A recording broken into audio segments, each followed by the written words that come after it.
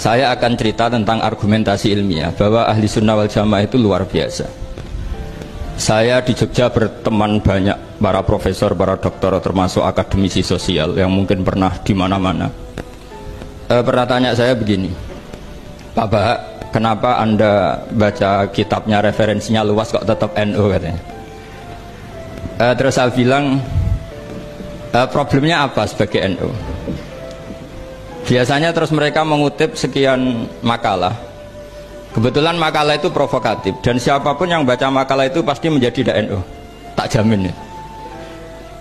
Kalau di Jogja misalnya di satu penerbitan, saya termasuk di dalamnya, itu pernah diperbandingkan kitabnya Said Muhammad Mafahim Yajibu An-Sohah dengan kitabnya Bin Bas, judulnya Hadihi Mafahimuna. Biasanya kitab-kitab terjemahan Wahabi itu memang cukup provokatif dan dengan narasi yang memang siapapun yang nggak pernah mondok pasti tertarik.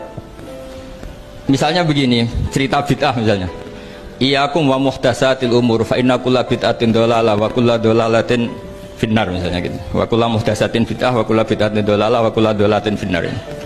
Ada yang baca wa kullu bid'atin dhalalah wa kullu dhalalatin finnar. Terus beliau meneruskannya begini, kata Bin Bas, hadza huwa Rasulullah hakama bi annal bid'ah kullaha dhalalah. Terus diteruskan wajar asy-Syafi'i faqasama ila hasanatin wa dhalalatin wa sayyi'atin. Jadi dengan narasi seperti itu orang itu tahu bahwa Syafi'i itu kurang ajar tenan gitu, kira-kira gitu. Jadi dia ini Rasulullah yang mengatakan semua bid'ah ini dhalalah, tapi Syafi'i lancang dengan membagi ada dhalalah, ada sayyi'ah, ada hasanah, ada sayyi'ah. Ini aneh katanya. Wong Rasulullah yang nabi saja bilang satu semuanya dhalalah, kok dia bilang dua gitu. Diredaksikan Jaro'ah, kira-kira makna sedannya yang lama atau berani. Sehingga orang mesti tanya, kenapa sih tidak ikut Rasulullah saja? Tapi ini satu ilmu, setidaknya ilmu perdebatan, bukan ilmu hakiki, karena kita tidak tahu yang diridhani Allah yang mana. Tapi kemudian Said Muhammad dalam kitab Abu Abdul Faros, juga dalam kitab-kitab beliau menyanggah itu dengan mengatakan jika makna bid'ah adalah yang nggak pernah dilakukan Rasulullah, itu salah besar. Terus beliau cerita sekian hal, termasuk yang diceritakan adalah ada seorang sahabat ketika sholat dengan Rasulullah tidak pakai doa mainstream, yaitu ketika itidal sahabat tadi bilang alhamdulillah hamdan katsiran thayyiban mubarakan fih. Setelah itu setelah Nabi habis sholat tanya ayyukumul qail, siapa tadi yang melafadzkan itu? Semua sahabat diam karena takut disalahkan. Tapi apa yang dikatakan Nabi? Tidak, saya tidak akan menyalahkan. Saya tadi melihat isna asyara malakan. Saya tadi melihat 12 malaikat. Yabtadirunaha ayyuhum yaktubu awwalu. Semuanya itu bergegas siapa yang nulis awal. Terus kata sahabat tadi, ha anadha ya Rasulullah. Padahal ini satu kalimat yang bahkan Rasulullah tidak mengajarkan. Dan Rasulullah bahkan iskal. Kenapa ada kalimat itu? Tapi toh dibenarkan oleh Allah dan Rasul. Cerita Said Muhammad kedua adalah ada sahabat setiap ngimami itu main kulhu. Wah, ngimami apa saja main kulhu. Singkat cerita makmumnya itu gerutu, ini orang kok main kulhu terus ini.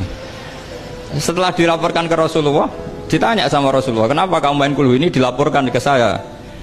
Kata si musolli tadi, imam tadi, li annaha sifatur rahman, karena dalam surat itu semua sifatnya Allah, maka fa'ana uhibbuha, saya senang itu. Apa kata Rasulullah? Saya disuruh bilang Allah ke kamu bahwa Allah mencintai kamu karena kamu mencintai kulhu. Terus keterusan sampai sekarang itu orang-orang NU baca kulhu terus itu. Karena sekali baca idza samsu kuwirat mesti keponting gitu. Tapi artinya itu dibenarkan Rasulullah min ghairi sabqi ta'limin minhu, tanpa ada pelajaran dari beliau. Runtuhlah teori bid'ah bahwa bid'ah adalah semua yang nggak pernah dilakukan Nabi, diajarkan Nabi. Nyatanya beberapa kali Nabi membenarkan sesuatu yang belum pernah diajarkan oleh beliau. Masalahnya adalah tidak semua orang baca kitabnya Said Muhammad atau baca tidak paham. Nah, sementara kitab Hadihi Mafahimuna itu diterbitkan secara masif oleh pemerintahan Arab Saudi dan ada terjemahnya lagi, sehingga yang nggak bisa Arabnya bisa terjemahnya. Dengan narasi tadi bahwa Imam Syafi'i dibenturkan Rasulullah itu kan pasti kalah. Redaksinya itu Jaro'ah itu wani pakai hamzah. Kedua, saya ingin cerita dan saya tidak bosan-bosan cerita ini sampai mati, saya tidak akan bosan-bosan. Ada kemandirian al-hujjatul balighah dalam diri kita sebagai ahli sunnah. Begini misalnya, kalimat la ilaha illallah adalah kalimat yang orang kafir 80 tahun saja kalau melafadzkan itu menjadi soro mukminan. Lah ini kita tahlil yang sudah muslim hanya karena kalimat thayyibah justru menjadi kafir. Ini kan madzhab aneh. Yang kafir puluhan tahun iyan tahu yughfar lahum ma qad salaf bihadil kalimah. Ini kita karena tahlilan sampai nyekel patok menjadi kafir juga karena la ilaha illallah. Ini aneh. Kata kalimatun sing yakunu bihal kafiru musliman jadi kalimatun yakunul mukminu biha kafirun. Ini kan kaidah yang aneh.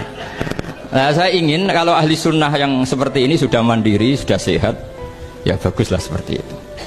Terus yang terakhir, kenapa ditambahi an-nahdiyah? Ya seperti yang dikatakan moderator tadi. Di terminologi internasional itu kalau ahli sunnah pokoknya yang tidak sabus sahabat ahli sunnah. Sehingga Wahabi, Muhammadiyah, Ikhwan semuanya ahli sunnah wal jamaah. Karena kalau di media internasional asal tidak syiah itu ahli sunnah. Hanya itu saja perbandingannya. Kalau ikramus sahabat ya ahli sunnah, kalau sabus sahabat ya syiah.